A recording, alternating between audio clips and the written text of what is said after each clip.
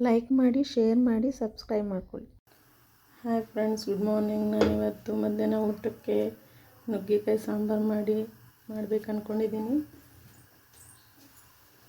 ಅದಕ್ಕೆ ಏನು ಬೇಕು ಅಂದರೆ ನುಗ್ಗೆಕಾಯಿ ನೋಡಿ, ತೊಗರಿಬೇಳೆ ಇಷ್ಟು, ಒಂದು ಬಟ್ಲು ತೊಗರಿಬೇಳೆ ನೋಡಿ, ಟೊಮೊಟೊ 2 ಹಾಕ್ಕೊಂಡಿದ್ದೀನಿ ದಪ್ಪದ್ದು, ಒಂದು ಬಟ್ಲು ತೊಗರಿಬೇಳೆ ತೊಳೆದು ಇಟ್ಕೊಂಡಿದ್ದೀನಿ. ಈಗ ಒಂಚೂರು ನೀರು ಹಾಕ್ತಾಯಿದ್ದೀನಿ. ಈಗ ಕುಕ್ಕರ್ ಮುಚ್ಚೋಣ. ಅದನ್ನೆಲ್ಲ ಸರಿ ಮಾಡಿಕೊಂಡು ಕುಕ್ಕರ್ ಮುಚ್ಚೋಣ. ಬೇಳೆ ಹಾಕಿ ಮಾಡಿದ್ರೆ ಒಂಥರ ಟೇಸ್ಟು, ರುಬ್ಬಿ ಮಾಡಿದ್ರೆ ಒಂಥರ ಟೇಸ್ಟು ನುಗ್ಗೆಕಾಯಿ ಸಾಂಬಾರು.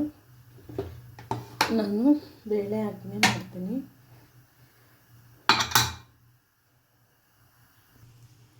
ಬೇಳೆ ಟೊಮೊಟೊ ಕುಕ್ಕರ್ಗೆ ಇಟ್ಟಿದ್ದೀನಿ ಬೇಯೋಕ್ಕೆ. ಈಗ ನಾನು ಸಪ್ರೇಟಾಗಿ ನುಗ್ಗೆಕಾಯಿನ 2 ಆಲೂಗಡ್ಡೆ ಹಾಕಿದ್ದೀನಿ. 4 ನುಗ್ಗೆಕಾಯಿ ಇದ್ದಿದ್ದು ಸಾಕಾಗಲ್ಲ ಅಂದ್ಬಿಟ್ಟು ಆಲೂಗಡ್ಡೆ 2 ಹಾಕಿದ್ದೀನಿ ಬೇಯೋಕ್ಕೆ. ಇದನ್ನು ಸಪ್ರೇಟಾಗಿ ಬೇಯಿಸ್ಕೊತೀನಿ ನಾನು. ಕುಕ್ಕರ್ ವಿಸಿಲ್ ಬರ್ತಿದೆ, 3 ವಿಸಿಲ್ ಆಗಿದೆ ನೋಡಿ. ಬೇಳೆ ಟೊಮೊಟೊ ಈ ರೀತಿ ಬೆಂದಿರಬೇಕು. 2 ಟೊಮೊಟೊ ನೋಡಿ ಹಿಂಗೆ ಬೆಂದಿದೆ. ಬೇಳೆ ಈ ಥರ ಮೆತ್ತಗಾಗೋ ಥರ ಬೆಂದಿರಬೇಕು. ಆಲೂಗಡ್ಡೆ ಮತ್ತು ನುಗ್ಗೆಕಾಯಿ ಬೆಂದಿದೆ. ಈಗ ಆಫ್ ಮಾಡಿದ್ದೀನಿ. ಟೊಮೊಟೊ ಮಾತ್ರ ಹಿಂಗೆ ಸಪ್ರೇಟಾಗಿ ಎತ್ಕೊಳ್ಬೇಕು. ಅದಕ್ಕೆ ಮನೆಯಲ್ಲೇ ಮಾಡಿರೋ ಅಂಥ ಸಾಂಬಾರು ಪುಡಿ ಇದು. ಇದನ್ನು 1-2 ಸ್ಪೂನ್ ಹಾಕ್ತೀನಿ. 2 ಸ್ಪೂನು, ಒಂದು ಅರ್ಧ, 2.5 ಹಾಕ್ತಾಯಿದ್ದೀನಿ. ಈಗ ಒಗ್ಗರಣೆ ಮಾಡ್ಕೊಳ್ಳೋಣ. ಈಗ ನೋಡಿ, ಸಾಸಿವೆ ಹಾಕ್ತಾಯಿದ್ದೀನಿ, ಎಣ್ಣೆ ಹಾಕ್ಕೊಂಡಿದ್ದೀನಿ 4 ಸ್ಪೂನು, ಸ್ವಲ್ಪ ಜೀರಿಗೆ ಹಾಕ್ತಾಯಿದ್ದೀನಿ, ಸ್ವಲ್ಪ ಕರಿಬೇವಿನ ಸೊಪ್ಪು, ಸ್ವಲ್ಪ ಈರುಳ್ಳಿ ಹಾಕ್ತಾಯಿದ್ದೀನಿ ಒಗ್ಗರಣೆಗೆ.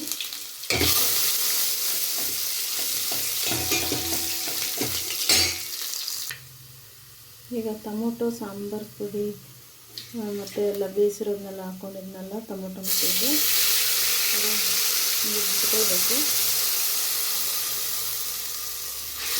ಕಿವುಚಿ ಬಿಡಬೇಕು. ಬಿಸಿ ಇದೆ ಅದು ತುಂಬ,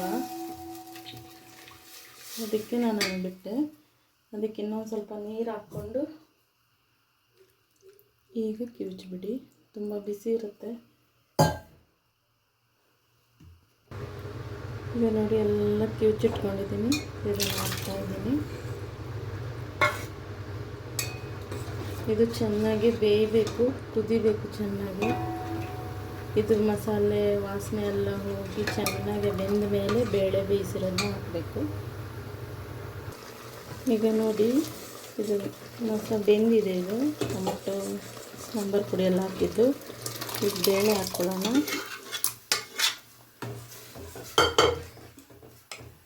ಹಾಗೆ ನುಗ್ಗೆಕಾಯಿ ಮತ್ತು ಆಲೂಗಡ್ಡೆ ಬೇಯಿಸಿಟ್ಕೊಂಡಿದ್ವಲ್ಲ ಅದು ಹಾಕೋಣ.